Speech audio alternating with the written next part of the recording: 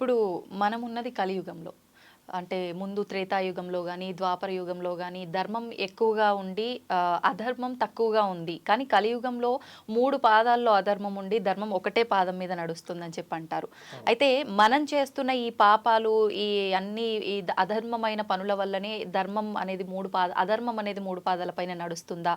లేదంటే ఈ సృష్టి యొక్క విధానమే అలాగుందా? ఏంటి దాని గురించి? కలియుగంలో ఆ విధానం ఉందమ్మా. కలియుగంలో ధర్మం తక్కువగా ఉంటుంది అనే విధానం ఉంది. అలా ఇంకో రకంగా చూస్తే కలియుగంలో కూడా ధర్మపరంగా కొంత మహానుభావులు నడిచే విధానం కూడా మనం చూస్తూనే ఉన్నాం. అవును. అయితే కలియుగంలో గోవు ఒక్క పాదంతోనే, అంటే గోవుని ధర్మదేవతగా పోల్చారు. ఆ గోవు ఒక్క పాదంతోనే నడుస్తుంది అని చెప్పారు. అంటే ధర్మం 4 పాదాలు కాదు, ఒక్క పాదంతోనే నడుస్తుంది అని చెప్పారు. అది నిజమే. ఇప్పుడు అసలు కలియుగం ఎన్ని సంవత్సరాలు? కలియుగం అంటే కొన్ని లక్షల సంవత్సరాలు. ఇప్పటికి చూసుకుంటే ఏదో చాలా మంది మళ్ళీ ఈ మధ్య ప్రపంచం నాశనం అయిపోతుంది అసలు యుగాంతం వాళ్ళు ఎట్లా చెప్తారో కూడా అర్థం కాదమ్మా నాకు. ఎందుకంటే ఒక మరణించిన మనిషిని మనం తీసుకుందాం. మరణించిన మనిషికి మనం సంవత్సరానికి ఒకసారి పిండ ప్రదానం మళ్ళీ ఏదో చేస్తాం, కార్యక్రమం చేస్తాం. ఎందుకు చేస్తాము అంటే అది రోజు కింద లెక్క వారికి.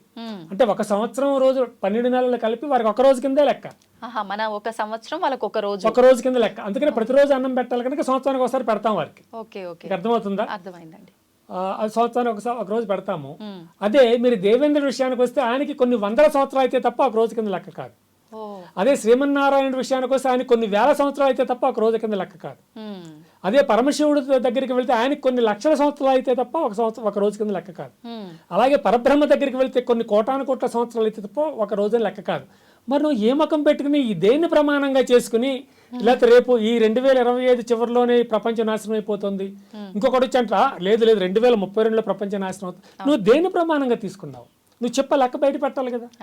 మరి పక్క ప్రమాణాలు ఇంత తేడా ఉంది. ఇక్కడ ఇంత తేడా ఉన్నప్పుడు నువ్వు దేన్ని ప్రమాణంగా తీసుకున్నావు? అసలు ఈ భూమిని వదిలి అంతరిక్షంలోకి వెళ్తే అక్కడ రోజులే ఉండవు. అంతరిక్షంలోకి వెళ్ళిన తర్వాత రోజులే ఉండవు, సమయమే. ఇన్ని గంటలు, 10 గంటలు, 20 గంటలు, 30 గంటలు, 200 గంటలు, 300 గంటల అన్న సమయమే తప్ప ఇన్ని రోజులు అక్కడ ఉండదు. ఎందుకంటే అక్కడ సూర్యాస్తమయాలు ఉండవు, సూర్యోదయాలు ఉండవు. ఇంకా మరి ఎట్లాగా రోజు లెక్క పెట్టేస్తావు నువ్వు? రోజు లెక్క పెట్టడం కుదరదమ్మా. ఇదంతా నథింగ్ బట్ ఫేక్. వీళ్ళ మాటలు నమ్మాల్సిన అవసరం లేదు. చాలా మంది పాప నమ్ముతూ ఉంటారు. ఇప్పుడు మార్చిలో షష్టగ్రహ కూటమి రాబోతుంది అని చెప్పి దానివల్ల చాలా విపత్తులు రాబోతున్నాయి అని చెప్పి కూడా చెప్తున్నారు. నిజంగా అలాంటివి కూడా ఉన్నాయా? ఒక విషయం అమ్మ, నాలాంటి వాళ్ళు ఇది తప్పు, యుగాంతం కాదు, ఇది తప్పు అని మేము చెప్తున్నప్పుడు వీళ్ళు కొంచెం కొత్త తెలివితేటలు నేర్చుకున్నారు. మమ్మల్ని తప్పించుకోవడానికి ఏం తెలివితేటలు నేర్చుకున్నారంటే, యుగాంతం అంటే మొత్తం నాశనం అవుతుందని మేము చెప్పలేదండి, అక్కడక్కడ కొన్ని ఎక్కువ యుద్ధాలు లాంటివి ఇలాంటివి జరుగుతాయని మాత్రమే చెప్తున్నామని అంటారు. ఏ యుద్ధాలు గతంలో జరగలేదా? గతంలో 18 అక్షోహిణుల సైన్యాన్ని ఉపయోగించేట మహాభారత యుద్ధం జరిగింది, కొన్ని లక్షల మంది మరణించారు. మరి ప్రపంచం ఇప్పటి వరకు అంత యుద్ధం ఇంతవరకు జరగలేదే. మరి రెండో ప్రపంచ యుద్ధం జరగలేదా? మరి అప్పుడు యుగాంతం కాలేదే. మరి ఎప్పుడు జరగని యుగాంతం ఇప్పుడు ఎట్లా జరుగుతుంది? అంటే సంబంధం ఉండదమ్మా. చెప్పేదానికి వాళ్ళ యొక్క విధానానికి సంబంధాలు ఏమి ఉండవు. ఇప్పుడు నేను చెప్పాను ఇంతకుముందే మీకు, ఒక మరణించిన వ్యక్తికి ఒక 12 నెలలు అయితే ఒక రోజు అయితే, మరి మిగిలిన దేవతలకు ఇన్ని వేల సంవత్సరాలు అయితే ఒక రోజు అయితే, నువ్వు దేని ప్రమాణంగా తీసుకుని ఈ 2025లోనే 3వ నెలలోనే ఎప్పుడో యుగాంతం అని చెప్తున్నావు? ఇంకొక ఆయన అంటాడు లేదు 2025లో యుగాంతం కాదు, 2032లో యుగాంతం అంటాడు. దానికి ఒక లెక్క ఉంది. 2032లో ఏదో కామెట్ ఏదో వస్తుంది, అది భూమి మీద పడే అవకాశం ఉంది, కొంచెం జాగ్రత్తగా ఉండాలి, అప్పటికేందో సైన్స్ పెరుగుతుంది కనుక దాన్ని నాశనం చేసేటటువంటి ఎక్విప్మెంట్ ఉండొచ్చు అన్నట్టు అమెరికా వాళ్ళు నాసా వాళ్ళు ప్రకటించారు. అది వీడు విని అట్లాగే నాశనం అయిపోతుంది కదా, ఒక మాట చెప్తే ఏం పోయింది అంటే వీడు చెప్తాడు, దానికి ఇంకొక 4 జోడించి చెప్తాడు. ఇవేమి నమ్మొద్దాం. అంతే కదమ్మా. మన తమ్లైన్ మొన్న వేసిన వాటికి తమ్లైన్ ఒకటి యుగాంతం పలానప్పుడు అవుతుందని నేను చేసిన ఫోటోస్ వేశారు. అయితే ఒక పెద్ద పీఠాధిపతులు, వారు ఉత్తర పీఠాధిపతులు నన్ను పిలిచి ఏమిటి అలా చెప్తున్నారు, యుగాంతం మనం చెప్పొచ్చా, మనం చెప్పకూడదు అలాంటి వాటి స్వామి నేను చెప్పలేదు, నేను చెప్పినవి కాదు, ఇది నలుగురు ఎక్కువగా చూస్తారని ఉద్దేశం వాళ్ళు పెట్టుకున్న తమ్మలేనండి, వాళ్ళు పెట్టుకున్నారు తప్ప, వాడు పెట్టుకున్న టైట్లే తప్ప నేనేమి చెప్పలేదండి. మీరు అది విన్నట్లయితే అదంతా అబద్ధం, అది ఫేక్, అది నమ్మొద్దనే చెప్పాను, తెలుస్తుంది స్వామి అని వారి బతిలాడుకోవడానికి అరగంట టైం పట్టింది నాకు. అంతే. అంటే నిజంగా యుగాంతం లేదు అని అంటే చూసే వాళ్ళు తక్కువ ఉంటారు. ఇప్పుడు అందరూ ఉంది అని చెప్పారు కాబట్టి ఇక్కడ కూడా ఉంది అని చెప్పారంటే ఏముందో అని వింటారు. నేను అదే చెప్పాను. ఇట్లాగో మరి నలుగురు చూస్తారని ఉద్దేశంతో వాళ్ళు అలాంటి టైటిల్స్ ఇస్తారు స్వామీజీ. అది కరెక్ట్ కాదు, లోపల ఉన్న కంటెంట్ వేరే ఉంటుంది, దానికి ఎగ్నెస్ట్ గా ఉంటుంది అని వారితో చెప్పుకునేసరికి నాకు అరగంట టైం పట్టింది. మీరు సంజయ్ ఇచ్చుకోవాల్సి వచ్చింది. ఆయన అడిగారు, మనం చెప్పకూడదు ఇలాంటి అసలు మనం మాట్లాడకూడదు, ఎవరెవరో మాట్లాడతారు వాళ్ళ ఇష్టం, అది మనం అలాంటివి చెప్పకూడదు అన్నారు అనమాట. నిజమే, వారు అన్నది కూడా నిజమే. చెప్పి వారికి చేయని తప్పు క్షమాపణ కూడా చెప్పుకున్నాను వారికి. తప్పులేదు పెద్దవాళ్ళు. అయితే త్వరలోనే మహాశివరాత్రి రాబోతోంది. నిజంగా శివుడు అభిషేక ప్రియుడు, బోలా శంకరుడు. నిజంగా ఆయనంత కల్మషం లేని మనస్తత్వం, చిన్న పిల్లల మనస్తత్వం లాంటిది ఆ శివయ్య మనస్తత్వము అని అంటుంటారు కదా. ఆ రోజున మనం ఏ రకంగా ఆయనని ప్రసన్నం చేసుకోవచ్చు అంటారు? అంటే అర్ధరాత్రి లింగోద్భవం అవుతుంది అని చాలా క్రియలు చాలా ఉంటాయి. పరమశివుడు సాక్షాత్, ఎందుకంటే మీరు ఏ దేవత పేరు చెప్పినా సరే అందరూ వైకుంఠంలోనో స్వర్గంలోనో సత్యలోకంలోనూ ఉంటారు. కేవలం పరమాత్మ అయినటువంటి పరమశివుడు మాత్రమే ఈ భూమి మీద ఉంటాడు. అంటే కైలాసం భూమి మీదే కదా ఉంది, ఆ మహానుభావుడు భూమి మీదే ఉంటాడు. ఎందుకంటే ఈ భూమి మీద ఉన్నటువంటి దేవతను చూపించని ఎవరినంటే శివుని చూపించేయడం. దేవుడు అక్కడ ఉన్నాడు చూసుకోవయ్యా, నువ్వు చూసుకోగలిగితే, నీ మనోనేత్రానికి ఆయన అందగలిగితే, నీవు చేసేటువంటి అనుష్ఠానాల వల్ల, నీవు చేసేటువంటి క్రతువుల వల్ల ఆయన నీ ఆత్మకు దొరకగలిగినట్లయితే చూసుకొని చెప్పేయడం. ఇప్పుడు మీరు ఇవన్నీ క్రియలు చెప్పారు, అవి చేయొచ్చు, చేయకపోయినా చక్కగా ధ్యానం చేసుకుంటూ కూర్చున్నా అంత పుణ్యం లభిస్తుంది. కేవలం అవన్నీ చెయ్యాలని రూల్ కూడా ఏమి లేదమ్మా. అవన్నీ కొన్ని చేస్తూ ఉంటారు. భగవంతుడికి సేవలు ఉంటాయి కదా, ఆ సేవలు సంప్రదాయబద్ధంగా జరుగుతూ ఉంటాయి, చేస్తూ ఉంటారు. ఆ విధంగా కొంతమంది బాబాలు అయితే నోట్లోంచి శివలింగాలు అదే రోజున సృష్టిస్తూ ఉంటారు. ఇప్పుడు అలా ఎవరు సృష్టించలేదు అనుకుంటే, ఇంతకుముందు సృష్టించేవారు కానీ ఇప్పుడు అలా ఎవరు ఉన్నట్లు లేరు. ఇంతకుముందు సృష్టించేవారు. ఇప్పుడు చక్కగా ఆ స్వామివారిని సేవించుకుంటూ వారి భజన చేసుకుంటూ, నా చిన్నప్పుడైతే ఒకే టికెట్ మీద 2 సినిమాలని ప్రతి థియేటర్లో ఆడించేవారు. నా చిన్నప్పుడు దేవుడి సినిమాలే, ఆధ్యాత్మిక చలనచిత్రాలు వేస్తూ ఉంటారు. ఒక టికెట్ మీద రెండు సినిమాలు అని. అది 1 గంటకు ప్రారంభమై తెల్లవారుదాకా అవి వస్తూ ఉండేవి. అంటే ఉపవాసం చేయించాలి, జాగరణ చేయించాలి ఉద్దేశం. ఉపవాసం అంటారు. ఉపవాసం అంటే ఏంటి? ఉపహ అంటే దగ్గర, వాసం అంటే ఎవరి దగ్గర? భగవంతుడికి దగ్గరగా ఉండి నివసించడమే తప్ప తిండి మానేసి కూర్చోవే అని అర్థం కాదు. భగవంతుడికి దగ్గరగా నివసించు అని అర్థం ఉపవాసము అంటే. ఉపవాసము చేయి అంటే ఆ సర్వేశ్వరుడికి దగ్గరగా వసించడం అంతే. ఓకే. అయితే ఇప్పుడు ఉపవాసం అంటే ఆయనకు దగ్గరగా ఉండడం, కానీ కటిక ఉపవాసం కూడా చేస్తూ ఉంటారు. నిజంగా అంటే మన లోపల ఉండే ఆత్మారాముని కూడా మనం సంతృప్తి పరచాలి. అలా మొత్తం ఉపవాసం కూడా ఉంటే మనం లోపలున్న ఆయనని కూడా ఇబ్బంది పెట్టినట్టే, అది మళ్ళీ దోషంగా మారుతుంది అంటారు. ఇదంతా ఒక మూఢనమ్మకంగా అంటే ఒక భావాలమ్మా, భావ పరంపర, అవి భావాలు. సరే, ఇవి ఎదుటి వాళ్ళకి చెడు కలిగించే భావాలు కావు కనుక ఉండనివ్వచ్చు. వాటి వల్ల మనకు నష్టం లేదుగా, అలా వారు అనుకున్నా మనకు నష్టం లేదు కనుక వారు అట్లా అనుకోవచ్చు. మన అది ఇబ్బంది ఏం లేదు, మనకి సమాజానికే నష్టం ఏం లేదు. వారు తిన్నా పర్వాలేదు, తినకపోయినా తిన్నంత మాత్రాన పుణ్యం రాదు అనుకోవడం కరెక్ట్ కాదు, తింటే పాపం వస్తుంది అనుకోవడం కూడా కరెక్ట్ కాదు. భగవంతుడికి పూజ చేస్తే ఎక్కువగా మనకు తృప్తి చెందుతామని అన్నారు కదా మీరు ఇందాక. ఆత్మ సంతృప్తి పొందొచ్చా, లేదంటే భగవంతుడికి సేవ చేస్తూ ఉంటారు ఆలయంలో, క్లీనింగ్ దగ్గర నుంచి ప్రతి ఒక్కటి, అది చేస్తే నిజమైన తృప్తి లభిస్తుందంట? ఏదైనా తృప్తేనమ్మా. మనం ధ్యానం చేసేందువల్ల తృప్తి పొందవచ్చు, మీరు అన్నట్లుగా ఆలయంలో సేవ చేసేందువల్ల కూడా తృప్తి పొందవచ్చు. ఎందుకంటే ఆలయంలో సేవలు కూడా తప్పకుండా చెయ్యాలి, లేకపోతే అవన్నీ నూనెకి జిడ్డు పట్టి మడ్డి పట్టి ఆ వస్తువులన్నీ, ఆ హారతి అవన్నీ కూడా పాడైపోతాయి. కానీ మనం చక్కగా వారానికి ఒకసారి 10 రోజులకు ఒకసారి మన దగ్గరలో ఏదైనా ఆలయం ఉన్నట్లయితే తప్పకుండా వెళ్ళి ఆ సేవ మనం చేయొచ్చు. భగవంతుని ఎక్కువగా అంటే ముఖ్యంగా ఇంకా శివుణ్ణి ఎక్కువగా ఆరాధించే వాళ్ళకి ఎక్కువగా ఇబ్బందులు ఉంటాయి అని చెప్పి ఆయన పరీక్షిస్తుంటాడు, ఎక్కువ ఇబ్బందులు పెడుతుంటాడు, తర్వాతే మళ్ళీ మన ఒక స్థితికి తీసుకొస్తాడని అంటుంటారు. దీన్ని మనం ఒక అపోహగా తీసుకోవచ్చా? అపోహనం, అదే కరెక్ట్ కాదు. శ్రీమన్నారాయణ మాత్రం పరీక్షలు పెట్టడా, లక్ష్మీదేవి పరీక్షలు పెట్టదా? అవును, అందరూ పరీక్షలు పెడతారని అనుకోవాలమ్మా. అదేమి లేదు.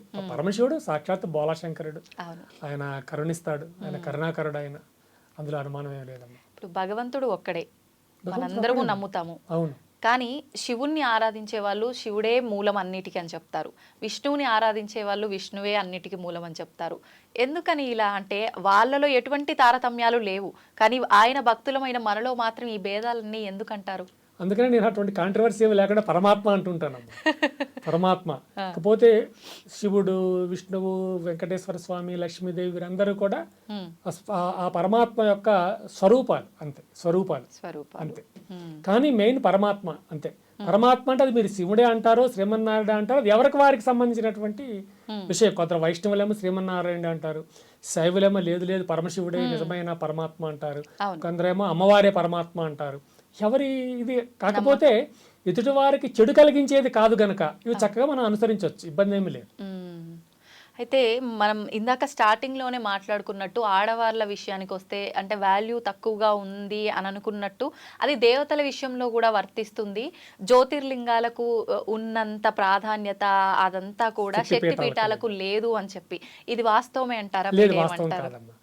జ్యోతిర్లింగాలకు ఎంతైతే ప్రాశస్త్యం ఉన్నదో ఈ శక్తి పీఠాలకు కూడా అంత ప్రాశస్త్యం ఉందమ్మా. అంటే డెవలప్మెంట్ విషయంలో కానీ ఇంకా మిగతా విషయాల్లో కానీ శక్తి పీఠాలు అని అంటే అంత లేదు అని చెప్పి నేను ఇంతకు ముందు వేరే వాళ్ళతో మాట్లాడినప్పుడు కూడా అనడం జరిగింది. అంటే అంత గొప్ప అంటే ఇప్పుడు జ్యోతిర్లింగాలంత స్థాయిలో లేదేమో కానీ శక్తి పీఠాలకు ఉన్నటువంటి ప్రాశస్త్యం శక్తి పీఠాలకు కూడా ఉందమ్మా, అందులో అనుమానం ఏమి లేదు.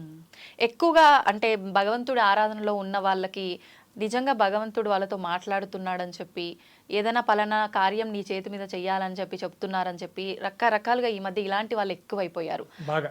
నిజంగా ఇది వాస్తవం? అలా భగవంతుడు వచ్చి చెప్తాడంటారా? భ్రమ అంతే. నాకు తెలిసిన ఒక ఆవిడ ఉన్నారు, ఆవిడ మాట్లాడుతూ ఉండండి గొడవ చేయకండి అంటది, తన భుజాన్ని తను పట్టుకుని. ఏమైంది, నేనేం గొడవ చేయట్లేదు కదా అంటే, మీరు కాదు బాబా చూడండి అట్లా డాన్స్ చేస్తున్నారు, ఇక్కడికి వచ్చి కూర్చున్నారని చూపిస్తుంటది. అంటే ఆవిడ పవిట మాటతోపాటు ఉంటుంది, కొంచెం అది కూర్చుందని చెప్తుంది, ఆవిడ ప్రచారం చేసుకుంటుంటది. అట్లాంటి వాళ్ళు ఉన్నారు. అలాగే ఇప్పుడు ఇంకొక ఆయన ఉంటాడు, నిజమేనండి మీరు మీ ఇంటికి మీ ఆశ్రమానికి భోజనం రామని పిలిచారు కానీ మా అమ్మగారిని అడిగి చెప్తా అంటే, మీ అమ్మగారు ఉన్నారా పిలవండి నేను అడుగుతానన్నా అనుకోండి, అదే లక్ష్మీదేవి మా అమ్మవారు అండి ఆవిడని అడగాలంటాడు. అమ్మవారు అనుజ్ఞిస్తే వస్తాడట. అంటే ఇలాంటి చెప్తూ ఉంటారండి, చాలా మంది ఉన్నారు. మీరు అన్నది కరెక్టే. అవును, చాలా మంది ఇలా బాబా గారు ఇలా చెప్పారు, లేకపోతే దేవుడు ఇట్లా చెప్తున్నాడు అవి చెయ్యాలి, అవి చేయకపోతే వాళ్ళు ఫీల్ అవుతారు, ఇవన్నీ కూడా ఉంటాయి. అంటే వాళ్ళు మెంటల్ గా ఏదో ప్రాబ్లం ఉండి ఒకటి, మనకు కూడా మెంటల్ ఎక్కించడం అంతే. ఇంకొకటి వ్యాపార దృక్పథం ఒకటి అట్లా చెప్పడం వల్ల 10 మంది వస్తారు ఇంకా వీళ్ళ దగ్గర. అవును, చాలా దురదృష్టం, అటువంటి వాళ్ళే నమ్ముతూ ఉంటారు వీళ్ళు కూడా. ఖచ్చితంగా అంటే ధర్మాన్ని ఏదైతే వాస్తవం ఉందో అది ఎవరు నమ్మరు, పక్కన పెట్టేస్తారు. ఎందుకంటారు అలా? అంటే తేలికగా వచ్చేస్తుంది, దేవుడు తేలిగ్గా వచ్చేస్తున్నాడు మాకు. తేలిగ్గా మా చేతికి దేవుడు చిక్కుతున్నప్పుడు ఈ ధ్యానాలు చేయడాలు ఇవన్నీ మాకెందుకు? గంట తరబడి ధ్యానం చేసి ఏమో వస్తాడు రావడం ఎవరికి తెలుసు, మా ఎదురుగానే ఉన్నాడు కదా అంతే. ఏమి ఒక తేలిక భావం అనమాట. అంటే భగవంతుడు అంటే తేలిక భావం రావాలంటే ఇవన్నీ పెట్టాలి, ఇవన్నీ ఉండాలి.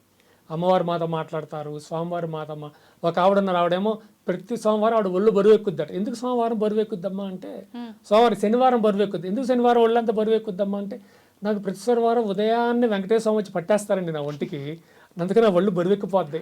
పట్టడం ఏంటి తల్లి, ఆయన దయ్యమా పిశాచమా భూతమా పట్టడానికి? అలాగేం జరగదమ్మా, మీకు తెలియదండి స్వామి, మీరన్నీ ఇలాగే మాట్లాడతారు, మాకు పడతారండి. పడతారు ఏమిటి, దెయ్యం పట్టినట్టు, దెయ్యమా పిశాచమా పట్టడానికి? వెంకటేశ్వర స్వామి సాక్షాత్ సర్వేశ్వరుడు. అతల వితల సుతల తలాతల రసాతల పాతాల భూలోక బోర్లోక స్వర్లోక మహాలోక జనలోక తపోలోక సత్యలోకాలకి సర్వాధినాయకుడు ఆయన. అనేంటిది ఒక చిన్న పిల్లోడ్ల దైవం వచ్చి పట్టినట్టుగా నన్ను పట్టేస్తారండి. ప్రతి శనివారం ఒళ్ళతో బరువు ఎక్కుద్ది. ఏం బరువు అమ్మా, నువ్వు తిండి తగ్గిస్తే బరువు తగ్గుతారు, దేవుడు వచ్చి పడితే బరువు తగ్గరమ్మా, బరువు ఎక్కడం కాదమ్మా అని చెప్తాం మేము. వాళ్ళ ట్రాన్స్ లో ఉండిపోతారు తల్లి, ఆ ట్రాన్స్ లో ఉండిపోయి ఇంక వినరు, ఎవరి మాట వినరు, మీకు తెలియదు ఊరుకోండి అంటారు ఆఖరికి. ఇప్పుడు వెంకటేశ్వర స్వామి అన్నారు కాబట్టి నాకు ఒకటి అడగాలనిపించింది. నేను నిజంగా కరెక్ట్ అడుగుతున్నానో మరి ఏంటో నాకు తెలియదు కానీ, వాస్తవానికి వెంకటేశ్వర స్వామి నిజమైన ప్రదేశం అది కాదు, ఆయన ఏదో సందర్భంగా అక్కడికి వచ్చి అక్కడే ఉండిపోవాల్సి వచ్చింది, అది ఆయన స్వస్థానం కాదు అనగా నేను విన్నా. ఇది వాస్తవమా? అది ఏంటంటే యాక్చువల్గా వారు శ్రీమన్నారాయణ వెంకటేశ్వర స్వామి కారు, అది నిజమే. శ్రీమన్నారాయణుడుగా వారు వైకుంఠంలో ఉన్నారు. ఉన్నప్పుడు లక్ష్మీదేవికి ఒక విధానంలో కోపం వచ్చింది. ఎందుకంటే ఒక ఋషి వచ్చి శ్రీమన్నారాయణ దర్శనానికి వచ్చినప్పుడు ఆయన వస్తున్నాడని స్వామికి తెలుసు. లక్ష్మీదేవిని పక్కన కూర్చోబెట్టి సరసల్లాపలాట మొదలు పెట్టాడు, కావాలండి పరీక్ష చేయడానికి. ఆయన వచ్చి, నీవు దేవాది దేవుడు అని నేను దర్శించడానికి వస్తే భార్యతో నేను సరసల్లాపాల్లో మునుగుతావని కాలుతో ఒక తంతాడు స్వామిని గుండె మీద, కుడి గుండె మీద తన్నేస్తాడు. దాంతో ఎందుకంటే లక్ష్మీదేవి కోపం వస్తుంది, ఆవిడకి ఎందుకు కోపం వస్తుంది, అది నా స్థలం, నా స్థలం కదా, నా స్థలం అయినప్పుడు నువ్వు ఎట్లా తన్నాడు అని నువ్వు అతను ఎందుకు శపించలేదు, ఆయన నువ్వు ఎందుకు శిక్షించలేదు, పైగా ఆయన కాళ్ళు పట్టుకుని ఒత్తుతాడు, అయ్యి స్వామి నన్ను తనడం వల్ల నీకేమన్నా ఇబ్బంది కలిగిందా, నీ కాలికి నొప్పి కలిగిందా అని కాలు సవరదీస్తూ ఉంటాడు ఆయన. వీడికి మరీ మండిపోయింది, వీడికి నేను నీ దగ్గర ఉండను అని చెప్పి ఆవిడ వచ్చేస్తుంది భూమి మీదకి. వచ్చేసినప్పుడు ఆవిడ వెతుక్కుంటూ స్వామివారు వస్తారు. వచ్చినప్పుడు ఏమవుతుందంటే, ఇప్పుడు తిరుపతి కొండ ఉన్నాయి కదమ్మా, అక్కడ చరిత్ర జరిగింది, చరిత్ర నాట్ ద స్టోరీ, హిస్టరీ. వచ్చినప్పుడు ఎదురుగా ఆ కొండల ఎదురుగా గంగానమ్మ వారి గ్రామదేవత ఉన్నారు. ఈయన అక్కడికి వచ్చారు, సవినీయంగా నమస్కారం చేశారు గంగానమ్మకి. అమ్మ ఒక్కసారి ప్రత్యక్షం తల్లి నీతో మాట్లాడాలి అన్నారు. ఆవిడ ప్రత్యక్షం అయిపోయింది. స్వామి చెప్పండి ఏమి ఆజ్ఞ అన్నది. ఆజ్ఞ కాదు తల్లి, నీవే నాకు ఆజ్ఞ ఇవ్వాలి. ఇక్కడ కొండలు ఉన్నాయి కదా, 7 కొండలు, ఈ 7 కొండల మీద ఒక కొండ మీద నేను నా సతులతో వెలియదలిచాను, నేను ఎక్కడ వెలవాలో నీవు ఆజ్ఞమమ్మా అంటాడు. స్వామి ఏం మాట్లాడుతున్నారు మీరు, ఇక్కడ అండపిండ బ్రహ్మాండాలు మొదలు అణువు మొదలు బ్రహ్మాండం వరకు మీరే కదా సర్వాధినేత సర్వాధినాయకులు సర్వపాలకులు మీరే, మీరు నన్ను వచ్చి ఒక గ్రామదేవతను నేను నన్ను పట్టుకుని అనుజ్ఞ అడుగుతారేంటి? ఇప్పుడు ఒక దేశపు ప్రధానమంత్రి ఈ ఊరి కార్పొరేటర్ ఏమైనా పర్మిషన్ అడుగుతాడు ఏదైనా విషయంలో? మరి ఈయన అట్లా అడుగుతున్నాడు. ఈయన ఎందుకు స్వామి నన్ను ఎందుకు అడుగుతున్నారంటే ఆయన అంటారు, స్వామి నీవు అమ్మా నీవు సాక్షాత్ మాతృమూర్తివి, మాతృస్వరూపివి, నీవు ఈ గ్రామదేవతవి, ఈ గ్రామంలో చుట్టుపక్కల అనేక గ్రామాలకు నీవు మాతృమూర్తివి కనుక నిన్ను అనుమతి తీసుకోవడం నీ వద్ద అది నా యొక్క ధర్మం, కనుక నీవు అనుమతి ఇచ్చినట్లయితే కొండ మీద నేను వెలుస్తానమ్మా అంటాడు. వెలవండి స్వామి, దాని దేవుంది వెలవండి అని ఆవిడ కూడా చాలా గౌరవంగా చెప్తుంది గంగానమ్మ. ఈ స్వామి అప్పుడు ఏం చేస్తారు అంటే, వెంకటాద్రి అని కొండ ఉంటుంది, ఆ 7 కొండలు కొండ పేరు వెంకటాద్రి. వెంకటాద్రి శేషాద్రి కొండలు ఉంటాయి. వెంకటాద్రి మీదకి వెళ్ళి మొదటిసారిగా వారు తన పాదాన్ని వెంకటాద్రి అనే కొండ మీద మోపుతారు, అలా కాలు పెడతారు. పెట్టగానే స్వామివారికి ఒక పేరు వస్తుంది. వెంకటాద్రి అనే కొండ మీద ఆయన కాలు పెట్టాడు కనుక వెంకటేశ్వరుడు అన్నారు ఆయన. అంతే, వెంకటేశ్వరుడు అనే పేరు ఆయనకి, ఆ వెంకటాద్రి అనే కొండ వల్ల ఆయనకి ఆ పేరు వస్తుంది. అప్పుడే వెంకటేశ్వరుడు అయిపోయారు. వెంకటేశ్వరుడిగా ఆయన అక్కడే ఉండవలసి వచ్చి అక్కడే ఉంటాడు అనమాట. అప్పుడు ఈ గంగానమ్మ అడుగుతా, స్వామి మీరు వచ్చినటువంటి అద్భుతమైనటువంటి శుభముహూర్తం, దయచేసి కలియుగాంతం వరకు కూడా తమరు ఇక్కడే వేంచేసి ఉండండి, భక్తుల కోరికలు తీరుస్తూ ఉండండి ఈ అమ్మవారంటే, ఈ గంగానమ్మ గారు అడిగితే సరే తల్లి అది మాతృ ఆజ్ఞగా నేను స్వీకరిస్తాను అంటే, ఆయనకి అంటే ఈ హైందవ దేవతలు అనే వాళ్ళకి శ్రీమూర్తులు అంటే ఎంత గౌరవమో చూడండి, మహాగౌరవం శ్రీమూర్తులు అంటే. అలాగే తల్లి నీవు చెప్పావు కనుక నేను తప్పకుండా ఉంటానని చెప్పి అక్కడ తన సతులతో అలివేలు మంగమ్మ అంటే పద్మావతి దేవి, అలివేలు మంగమ్మ అంటే పద్మావతి దేవే, లక్ష్మీదేవి ఇద్దరిని చెరువక పక్కన వెలయమని చెప్పి స్వామివారు కూడా అక్కడే వెలుస్తారు. ఇంకో Bibi Nanchari, Bibi it's a fake story, అదే ఫేక్, అసలు లేదు. బీబీ నాంచారి అనేది ముస్లిం ఒక రాజుగారి కుమార్తె. చిన్న కథ కూడా జరిగిందమ్మా. మన రామానుజాచార్యులు ఉన్నప్పుడు ఏమైందంటే, ఆయన ఈ ముస్లిం రాజులు ఏం చేసి పనిపాటు లేదు, ఎక్కడ హిందూ దేవతలు ఉన్నారు, ఎక్కడ హిందూ దేవతల ఆలయాలను వెళ్ళి కొట్టేయడమే, కొట్టేసలు బొమ్మలన్నీ బంగారు విగ్రహాలే కదా మన వాళ్ళు పెట్టేది, అక్కడ విగ్రహాలన్నీ తెచ్చేసుకునేవారు. ఆయన తెచ్చిన విగ్రహాల్లో ఒక చిన్న శ్రీమన్నారాయణ విగ్రహాన్ని ఆయన కూతురు చూసింది, చిన్నపిల్ల కూతురు చూసింది, నచ్చింది బాగా. అబ్బాజాన్ అమ్మకో బహుత్ పసంద్ అని చెప్పి తీసేసుకుని ఆడుకోవడం మొదలుపెట్టింది. దాని చిన్న గుడ్డలు కట్టి దానికి చిన్న అన్నం పెట్టి ఏదో తినిపిస్తున్నట్టుగా ఆడుకోవడం మొదలుపెట్టి పిల్లలు అట్లాగే ఆడుకోవడం మొదలుపెట్టింది. కొద్ది రోజుల తర్వాత ఆ బొమ్మ ఎట్లా డిసప్పియర్ అయిందో ఏదో మొదలుపెట్టి మర్చిపోయినట్టుంది ఆ పిల్ల. ఆ అమ్మాయి పేరు నాందిచార్, ముస్లిం నేమ్ నాందిచార్ ఆ అమ్మాయి పేరు. మా అయిన తర్వాత అంతా వెతికింది, కోట వెతికింది, లోపల అన్ని అంతర్పురాల్లో వెతికారు, బొమ్మ గురించి ఎక్కడా కనపడలేదు. ఆఖరికి రామానుజాచార్య వరకు ఆ విషయం తెలిసింది, ఇట్లా బొమ్మని వాళ్ళు వెతుకుతున్నారు, బొమ్మ కనపడలేదట. ఆయన వచ్చి సుల్తాన్జీ ఆ బొమ్మ కోసం మేము వెతుకుతున్నాం, ఆ విగ్రహం కోసం, మా హిందువులంతా ఎంత పవిత్రంగా చూసేది, దయచేసి ఆ విగ్రహం నాకు అనుగ్రహించండి, నేను తీసుకువెళ్ళి నేను ప్రతిష్ఠించుకుంటాను అంటే, ఆ ముస్లిం రాజు ఆ సుల్తాన్ ఏ మూడ్ లో ఉన్నాడో తెలియదు కానీ ఇచ్చేసాడు. వెతకండ్రా అంటే సైనికం అంతా వెతికేశారు, మొత్తానికి అది దొరికింది. దొరికితే ఈయనకి ఇచ్చేశారు. సరే తీసుకెళ్లి ప్రతిష్ఠించుకోండి అని ఇస్తే ఈ పిల్ల వెంటబడింది. ఓ మెరీ బొమ్మనే ఉంటారు ఉర్దూలో, ఏ మేరీ హై ఏ మీరే హై हमको దేవ కిలోనా అమారా హై దేవదేవ్ అంటబడిన ఆయన ఇవ్వాల, ప్రతిష్ఠించడా తీసుకెళ్తున్నాడు కదా, ఏడుస్తూ కూర్చుంది. ఇక వీళ్ళు బుజ్జగించి కోటలోకి తీసుకెళ్లిపోయారు అంతఃపురంలోకి అమ్మాయిని. ఈయన యొక్క విగ్రహాన్ని తీసుకొచ్చి ప్రతిష్ఠించారు, ఎక్కడో మరి శ్రీరంగంలోనే అక్కడ ప్రతిష్ఠించారు. అక్కడ కథ అయిపోయింది. మన వాళ్ళు ఈ పనిపాటు లేని వాళ్ళు గొళ్ళపా బయట కూర్చొని ఈ కథను పెంచి పెద్ద చేసి బీబీ నాంచర్ ఒక దేవతని పెరిగి పెద్ద అయిపోయిందని, ఈయన్ని పెళ్లి చేసుకుందని, ఇద్దరికి వివాహం అయిందని లేనిపోని క్రియేట్ చేశారు. ఇక్కడ ఒకటి ఉంది, ముస్లిమ్స్ విపరీతంగా హిందువుల మీద పడి విపరీతంగా కష్టాలు పెట్టేవాళ్ళు, బాధలు పెట్టేవాళ్ళు. అలాగే హిందువులు కూడా గ్యాంగులుగా హిందూ యువకులు కూడా ఏర్పడి ఈ ముస్లిమ్స్ని కూడా కొట్టేవాళ్ళు. వీళ్ళని వదిలేసేవాళ్ళు కాదు ముస్లిమ్స్ని, వీళ్ళు పగ తీర్చుకునేవారు. అటువంటిది ఉండకుండా ఉండాలని ఈ హిందువులు వాళ్ళ బారిన కానీ ముస్లిమ్స్ హిందువుల బారిన కానీ పడకూడదు.